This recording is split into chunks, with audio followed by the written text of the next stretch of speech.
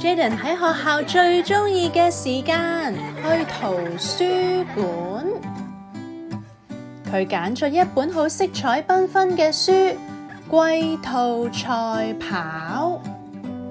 Jaden 打開本書，慢慢走入故事世界。從前有一隻兔仔跑得好快，成日喺森林跳嚟跳去。佢成日都好威咁話：我係最快嗰個，冇人追得切我。喺同一個森林入面，有隻行得慢但好有耐性嘅烏龜。兔仔望住烏龜笑：你真係好慢啊！烏龜冇發脾氣，反而好溫柔咁話：不如我哋嚟場比賽啦，睇下邊個快。森林入面所有動物好興奮，佢哋出嚟睇比賽。老鼠舉起旗仔，大聲數1、2、3，開始。兔仔一開跑就衝咗出去，回頭大笑：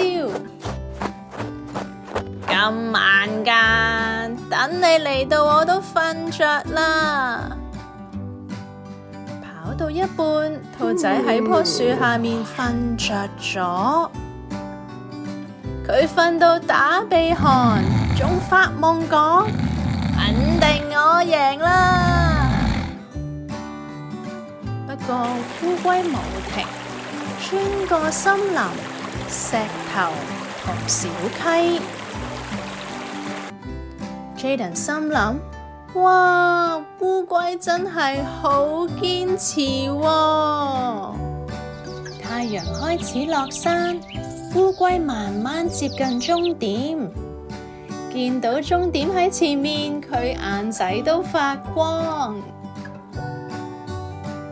森林入面啲動物全部拍手，加油烏龜，加油！兔仔突然醒咗，一望見烏龜就快到終點，急急腳追返上去。可惜太遲啦，烏龜過咗終點，贏咗。兔仔好失望咁講：唉，我唔應該咁自大。Jaden 細聲講：原來唔係跑得快一定贏，係唔放棄最重要。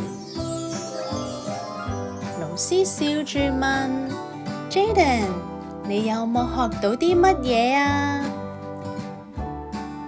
？Jaden 話：有啊，原來唔一定要最快，係要堅持。Want your kids to learn more languages? Join now! 想你嘅小朋友學更多語言，快啲報名啦！